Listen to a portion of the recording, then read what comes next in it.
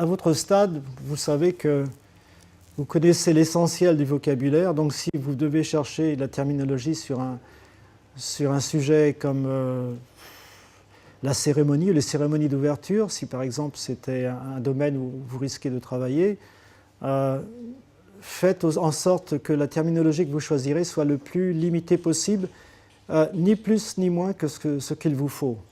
Donc laissez de côté des choses élémentaires comme Olympic Games ou Transport ou n'importe quoi. Tout ce qui est connu et banal, ne le mettez pas. Et ne le mettez pas en vous disant « oui, mais si j'oubliais ». Non, parce que vous n'oublierez pas. Il est possible que lors des Jeux, vous soyez envoyé par exemple à une conférence de presse après une épreuve de short track.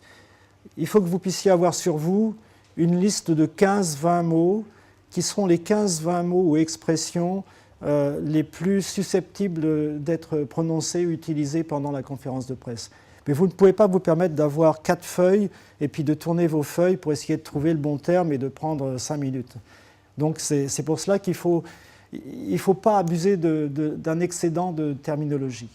Et donc en faisant cette lecture parallèle, ces recherches, l'essentiel, avant de passer à la terminologie elle-même, c'est de comprendre les sujets, de savoir en un mot de quoi il en ressort lorsque l'on parlera d'un sport ou d'un autre. Si on vous parle de biathlon, si on vous parle de figures quelconques en patinage artistique, ça doit en vous évoquer tout de suite quelque chose. Même si vous n'avez pas le terme, à ce moment-là, vous réussirez à exprimer ce que vous voulez dire. Quand j'étais, moi, personnellement, à l'ESIT, il y a quelques années quand même, on avait eu l'occasion de faire une conférence en cabine muette. Et on avait aussi, pendant une demi-journée, ouvert les micros, ce qui était pour nous une première. On n'avait jamais eu l'occasion de faire ça. Et le but, c'était en fait un exercice, c'était de voir si c'était, je crois, la 3e demi-journée de la conférence, une conférence sur les semi-conducteurs. Et le but, c'était de voir si nous, qui étions des jeunes, pas encore de vrais interprètes, mais qui avions une formation quand même, si on était capable de faire passer le message sans jamais prononcer le mot technique de semi-conducteur. Et je vous garantis que pendant toute la matinée en question, on a travaillé, on était 4 collègues à se relayer. On l'a peut-être prononcé une fois ou deux par erreur, mais on s'est efforcé de ne jamais le dire. Donc on parlait de la pièce, l'élément, tout ce qui pouvait exprimer la chose. Et on a fait un petit sondage à la fin, ce n'est pas nous d'ailleurs qui l'avons réalisé, mais un sondage a été fait auprès des clients d'interprétation pour leur demander ce qu'ils avaient pensé. On leur a dit que ce sont des débutants, mais est-ce que ça... Donc ils étaient contents, hein, ce n'était certainement pas brillant, mais ils étaient contents, ils avaient compris.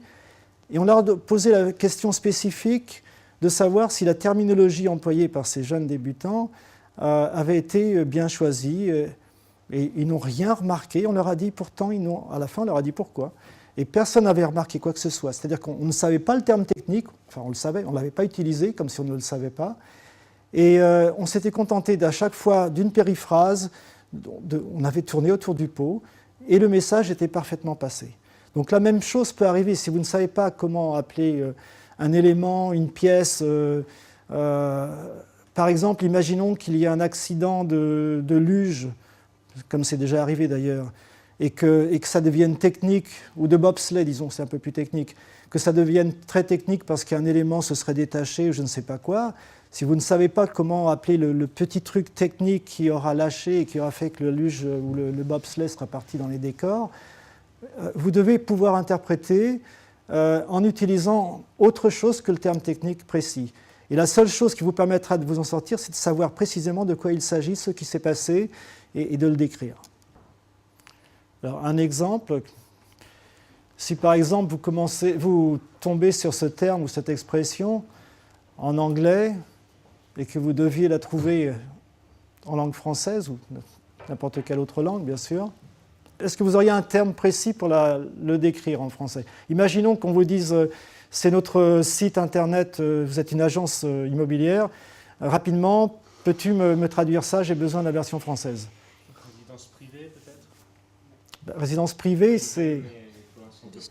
Hein, qui est toutes ces notions. Hein. Résidence privative. Résidence privative. Bon, ok.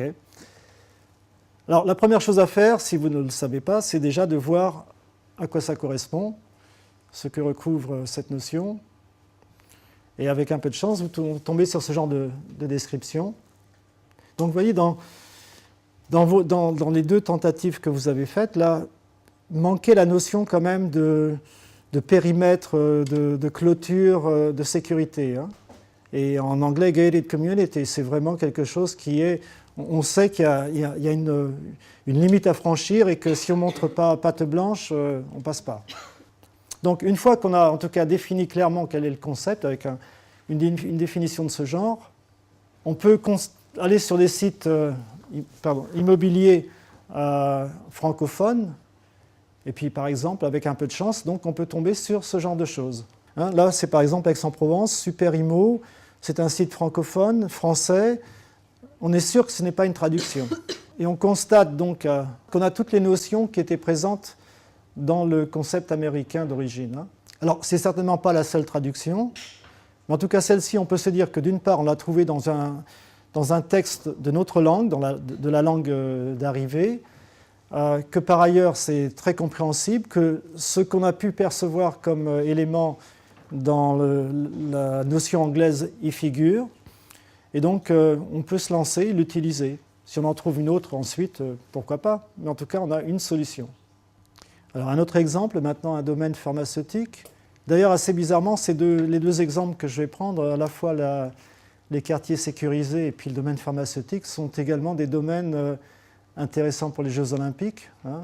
Les périmètres sécurisés, c'est certainement ce que vous verrez autour du village olympique, autour du parc olympique.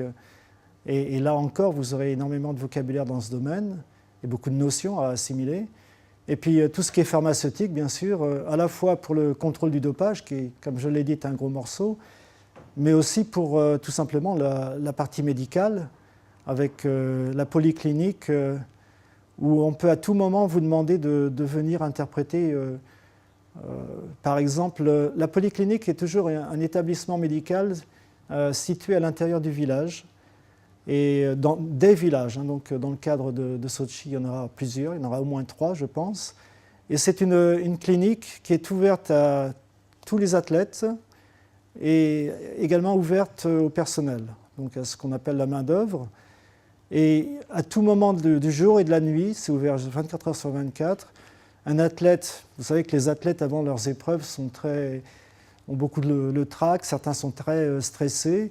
Et ils peuvent très bien, en plein milieu de la nuit, découvrir une douleur au genou ou au coude ou un problème qui, selon eux, doit être réglé tout de suite parce que ça aurait des répercussions sur leur prestation le lendemain. Et donc, un athlète qui ne parle pas autre chose que sa langue, qui est une de vos langues, on peut très bien vous demander d'aller et d'interpréter pour lui. Et donc, tout ce qui est pharmaceutique et médical joue aussi un rôle très important. Alors, dans cet exemple, voici le texte, par exemple, que vous pourriez... Celui-ci, je ne vous l'auriez peut-être pas au jeu, quand même. En tout cas, pas les jeux d'hiver. Donc là encore, la même démarche hein, que tout à l'heure pour les gated communities. Trouver déjà la définition, savoir de quoi on parle. Il faut maîtriser tous les termes de base de la médecine. Hein. Il faut que... ça devrait ne pas avoir de secret pour vous parce que n'importe quoi peut apparaître. On ne vous demande pas d'être un médecin, mais surtout si vous êtes affecté au village, vous serez amené certainement à intervenir à la polyclinique et il faut connaître beaucoup de choses. Hein. Donc toujours la même démarche sur un site francophone, non traduit.